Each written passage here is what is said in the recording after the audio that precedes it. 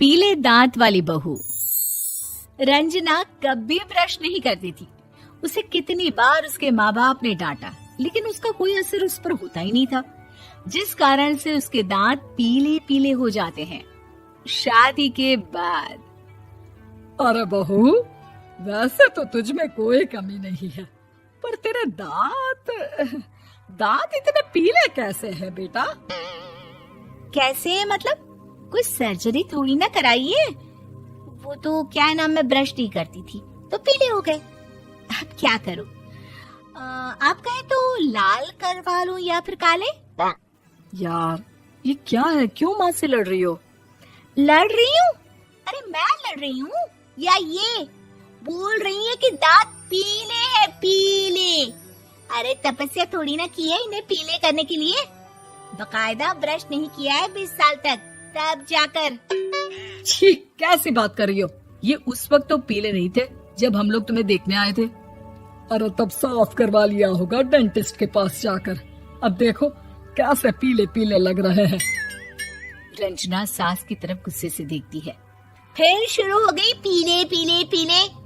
अरे पीले तो तब भी थे जब मेरे हाथ का रसगुल्ला उड़ा उड़ा कर खा रही थी और बोल रही थी, लड़की नहीं गुणों का खजाना दे रहे भाई साहब आप। खैर, अब वो लोग करते भी तो क्या करते, पीले दांत वाली बहू पल्ले पड़ी थी तो झेलना तो था ही। एक दिन कीर्तन में रंजना गाना गा रही थी। अरे कमला बहन, माँ का द्वार है, यहाँ तो सब शुद्ध होकर आते हैं, फिर अपनी बहू को ब्रश भी नहीं करवाती तुम। दूर से पीले पीले दांत भक्ति में बाधा उत्पन्न कर रहे हैं।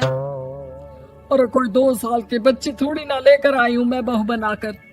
अच्छी खासी लड़की है, अरे कैसे करवाऊं ब्रश? ये तो उसे खुद करना चाहिए ना। अब माँ बाप तो इसके जैसे तैसे निपटा दिए, ये नहीं सोचा कि सास कैसे संभालेगी।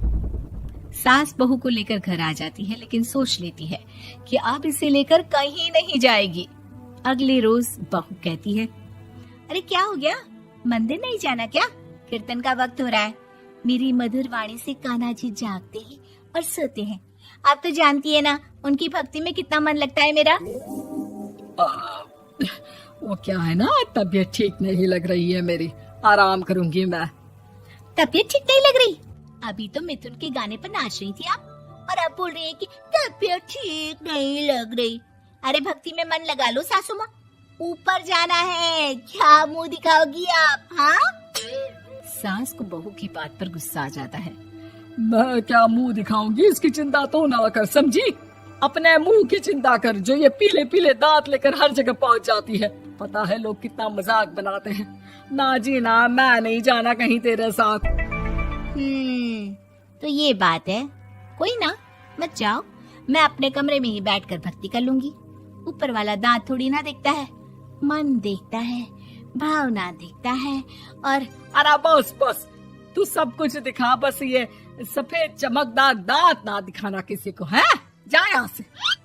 बहू को सास की बात का कोई फर्क नहीं पड़ता, वो तो जैसी थी वैसी ही रह जाती है। सुबह नहाकर किचन में खाना बनाना, फिर खाना खाना, कीर्तन भजन करना और सो जाना। एक दिन, माँ जी मैं सहेली के घर जा रही हूँ, शाम को लेट आऊंगी। हाँ, तो जाना, मैंने कौन सा तेरी आरती करनी है घर पर बैठकर। रंजना सहेली के घर जाती है, जहाँ वो पार्टी में जाने की तैयारी कर रही होती है। अरे शिखा, कहाँ जाने की तैयारी कर रही है? मैं गलत वक्त पर आ गई क्या? अरे नहीं यार, उल्टा सही वक्त पर आई है। मैंने ये साड़ी और ज्वेलरी निकाली है यार, शाम को इनके ऑफिस की एक पार्टी में जाना है। बताना कैसा लग रहा है ये सब? नहीं यार, इस ड्रेस के साथ तो वो वाली ज्वेलरी अच्छी लगेगी। हाँ, सही बोल रही है, मैंने ध्यान ही नहीं दिया। वैसे तो हमेशा से मस्त फैशन सेंस रखती है। तो बड़ा जाती होगी ना पति के साथ पार्टी में। रंजना कुछ नहीं बोलती, बस सोचती है कि यार काश ये बात सही हो जाती, पर मैं क्यों नहीं जाती पार्टी में? क्या इन लोगों की कोई पार्टी होती नहीं होगी? रंजना घर आती है और रात में पति से सवाल करती है, एक बात बताइए, आप मुझे किसी पार्टी में क्यों नहीं ले जाते? क्या आपके यहाँ ऑफिस में पार्टी नहीं होती? पति बेचारा क्या कहता कि दांत पीले हैं तुम्हारे इसलिए। अरे कोई पार्टी होती नहीं हम लोगों के ऑफिस में, तो कहाँ से लेकर जाऊं? और मार्केट, मॉल, कहीं वीकेंड घूमना, कहीं तो। अरे यार सारे हफ्ते में एक छुट्टी मिलती है, तो सोचता हूँ कि आराम ही कर लूं। क्यों? रंजना मन मार के रह जाती है। पहले कभी सास के साथ मंदिर जाया करती थी, लेकिन वो भी सास ने ले जाना बंद कर दिया। घर बैठी बैठी रंजना बोर हो जाती है। तभी उसे आइडिया आता है और वो मायके जाने का सोचती है। सासू माँ, 2 दिनों के लिए मम्मी के घर जा रही हूँ। अच्छा ठीक है, आराम से जा। और हाँ, माँ से कुछ अच्छी आदत सीख कर आना कि कैसे शरीर के हर भाग की तरह दांतों की सफाई भी जरूरी होती है, समझी? शुरू हो गई ना आप। वो लोग आपकी तरह नहीं है कि छोटी छोटी बात का बतंगड़ बना दे। उन लोगों के लिए मैं मायने रखती हूँ, ना कि मेरे पीले पीले दांत। रंजना माँ को बिना बताए उन लोगों को सरप्राइज देती है, लेकिन जैसे ही वो दरवाजे पर पहुंचती है, अंदर देखती है कि घर वाले कहीं जा रहे होते हैं। अब माँ, काश रंजना दीदी के दांतों वाली प्रॉब्लम नहीं होती, तो वो भी हम लोगों के साथ चलती ना बुआ जी की बेटी की शादी में। हाँ बेटा, लेकिन अब उसे कौन समझाए कि उसको उसके पीले दांत नहीं दिखते, लेकिन उसके आसपास के लोगों को कितना एम्बैरेसिंग फील कराते हैं। मुझे तो कितनी बार उसके स्कूल की टीचर ने शिकायत की कि उसके साथ कोई लड़की बैठना भी नहीं चाहती, और ना ही कॉलेज में कोई उससे बात करना चाहता था। लेकिन पता नहीं क्यों उसे ये बात समझ में ही नहीं आती। कोई कमी नहीं है उस लड़की में, बस यही कि दांत पीले हैं। वो तो भला हो जीजाजी और उनकी माँ का, जो दीदी को जैसी है वैसे ही रखा हुआ है। रंजना को अपने घर वालों की बात सुनकर बहुत दुख होता है।